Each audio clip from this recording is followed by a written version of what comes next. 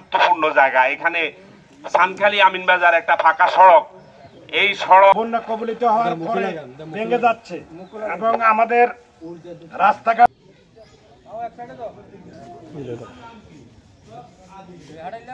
আগামীতে যেন এই ব্যবস্থা নেওয়া হয়, এই আবেদনটা আমি সরকারের নিকট করতেছি।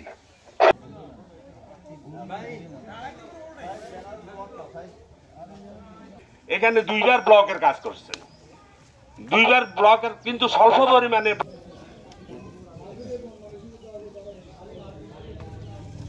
জায়গা আছে হেকুদি যদি এই জায়গা শ্রেণী দেয় এই অল্প কদুরা জায়গা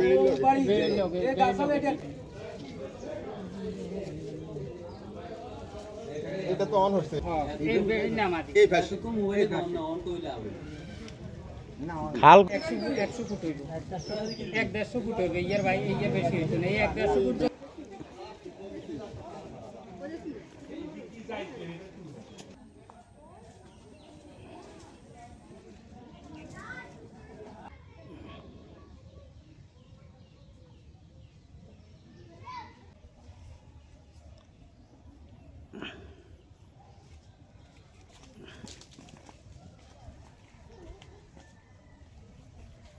আমাদের যে মসজিদটা ভেঙে যাচ্ছে, ইতিপূর্বে আমাদের প্রস্রাবখানা, টয়লেট এবং আমাদের ট্যাঙ্কি, অজুখানা সব খালে বিলীন হয়ে গেছে, অবদার খালে বিলীন হয়ে গেছে।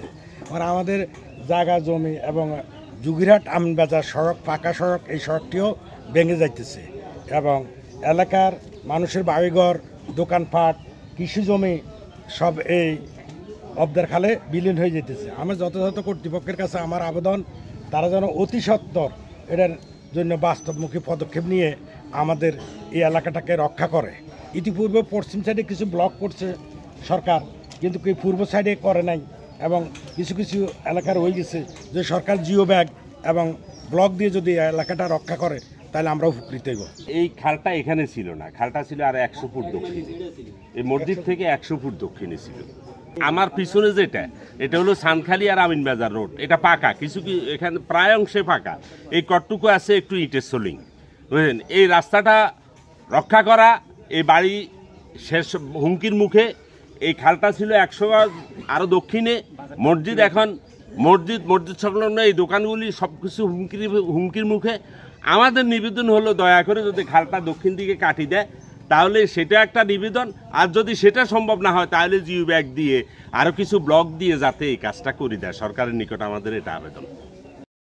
আমরা এই মুহূর্তে রয়েছি 14 নং মান্দারি ইউনিয়নের পশ্চিম মান্দারি 6 নং ওয়ার্ড মিয়াজান পটের বাড়ি জামে মসজিদ এবং ওয়াদ্দার খালের প্রাঙ্গণে। আপনারা ইতিপূর্বে জেনেছেন যে এখানে বন্যা পরবর্তী সময়ে এই মিয়াজান পটের জামে মসজিদের এক পাশ প্রায় স্রোতে বিলীন হয়ে গেছে। তো এখানকার জনতা সহ আমরা চেষ্টা করেছি যে সাময়িকভাবে এটাকে মোটামুটি রোধ করার জন্য। আলহামদুলিল্লাহ আপনারা দেখেছেন যে এখানে বিভিন্ন এলাকা থেকে বাঁশ এনে এবং বিভিন্ন খুঁটি এবং বস্তা, বালু দিয়ে বস্তা দিয়ে মোটামুটি আমরা রোধ করেছি, তবে এটা সাময়িক সময়ের জন্য।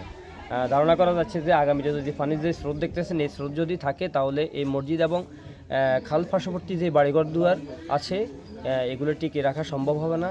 আমরা আপনাদের মাধ্যমে বাংলাদেশ সরকারের লক্ষ্মীপুরের ডিসি মহোদয় এবং ইউএনও মহোদয় এবং প্রশাসনিক কর্মকর্তা যারা রয়েছেন, পানি উন্নয়ন বোর্ড, আমরা তাদের সর্বোচ্চ দৃষ্টি আকর্ষণ করছি অতি দ্রুত যেন এখানে ব্লক অথবা যে কোনো ব্যবস্থা নিয়ে আমাদের এই এলাকার ঘরবাড়ি এবং মসজিদ সহ জনজীবন যেন মোটামুটি আমরা টিকিয়ে রাখতে পারি। আমরা প্রশাসনের দৃষ্টি আকর্ষণ করতেছি।